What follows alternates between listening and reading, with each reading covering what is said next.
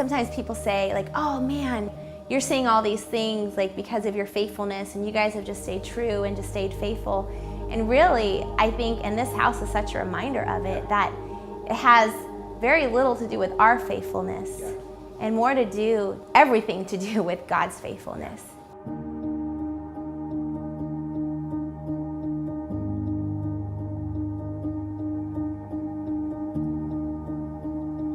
It's just, we just find ourselves in those places, and, you know, a lot of times it seems like it could be, I don't know, just a weird, awkward place, but I don't know, because like, we've been graced for that. It just feels like, wow, it's just our privilege to be able to walk with folks through those difficult places. And, I don't know, it goes back to really where we got started when we first started City of Refuge, too. Come stand on that. I can stand on that? Yeah. Okay, there it is. Yep.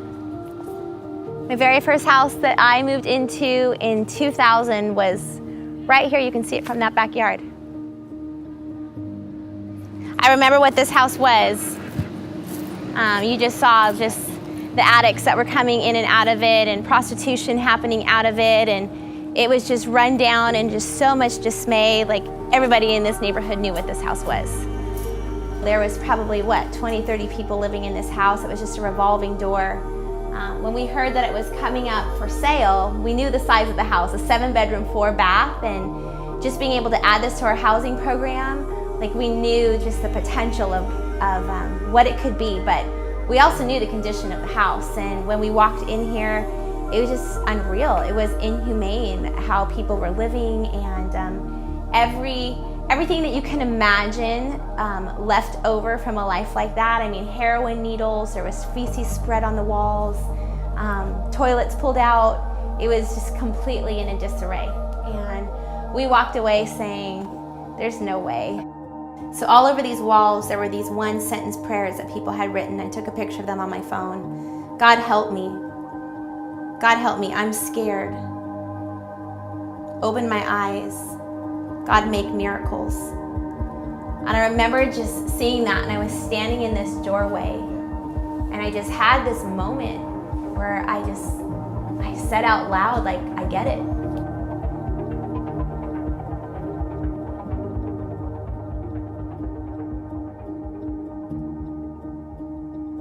It was really cool because even when we thought it was impossible, something else happened.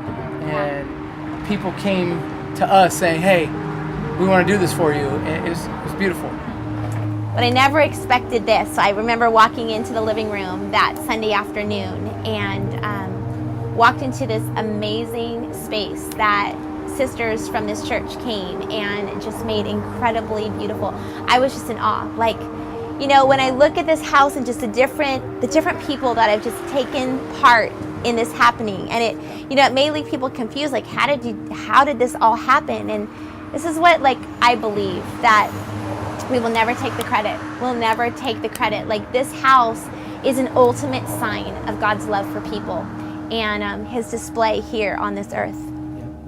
One of the things that we value so much is really creating places of honor and dignity for people. Sometimes, you think like, okay, let's get out of Oak Park and do something good for people, right? Like, why here? Why would you come? And this particular house is located in a part of our neighborhood where you just see a lot of poverty around it. You see a lot of, people that just are on the streets. And so that question of like, why here? And we believe that here is exactly where it needs to happen. Well, we're neighbors now. And we're neighbors now. We believe in miracles, and maybe that's something exactly like what I told them. That's what I told them. I believe in miracles. Yes. Yeah. I will never give up. I just good. Yes. Your dress is so cute, girl. Oh my gosh, I love it. Your glasses, like perfect. I'm sorry, like I had to stop. I was like, that is so cute. Okay, bye. That is so cute.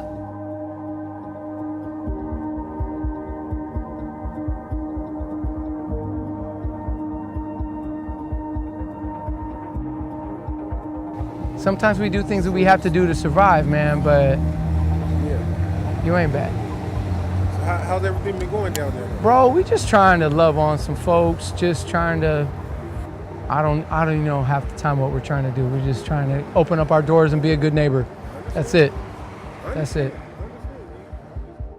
30 years of addiction, and today I'm just living a life that Jesus has just laid out for me. I met Rochelle and Lauren, I'd say about 6 years ago. They were running a program, House of Acts, which is a few blocks away, and my son used to go there on a regular basis after school.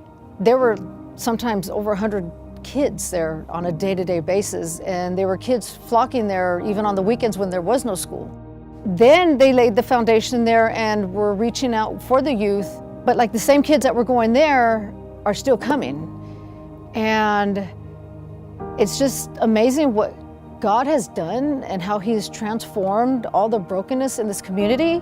You know, I've lived here all my life. We're going to rebuild this community, I believe, and it's going to be the youth that we are affecting today is going to be the next, and we'll just keep going. I remember actually sitting just back on this porch here where Rochelle just told me the heart behind City of Refuge, told me what it is that they've been doing for the past couple of years, and it was basically just this housing piece and just loving people in Oak Park. We're trying to be the light in this dark place. My whole life I knew that I was called to do that. I just didn't really know what it looked like. I remember looking at the name City of Refuge and thinking like, man, like that's an amazing name. Like it's literally like a place of refuge, and I feel like at that point in my life, City of Refuge became not only a refuge for the people that they were serving, but it became a refuge for me. Being here on this journey has just been confirmation after confirmation. You know, it's not the easiest thing. It's not just, okay, yes, I'm ready, and then life gets better. Just feeling this desire, this stir in my heart to just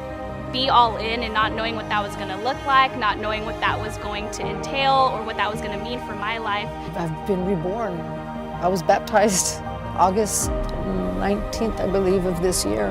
That whole transformation is amazing. I mean, like I would have never thought that I could be such a big part in this journey, but the Ditmores, they hung in there and they waited for me. God waited for me. Well, He never left my side, but I just didn't know what my self-worth was because it was clouded with addiction. It's just crazy to see God and how He works and how He mostly works in the broken. When it's the most dark and where it's pitch black, it's the best place to see God's light. And I'm just so thankful, and I can't even believe where I'm at in my life. Coming to this full surrender mode of, okay, God, I'm here, I'm ready. What is it that you want of me? And being here on this journey has just been confirmation after confirmation. Everything's just coming back to life. Everything is just coming back to life. People are coming back to life. Too often people see through the lens that hope is somehow lost. Dreams shattered, dry soil where life can't flourish, and voices that speak that hope doesn't live here. Hope lives here. Hope is planted here, and hope has a name. He is Everlasting Father, Prince of Peace, Counselor, Almighty God. Yes, hope lives here, and He's come to set some captives free.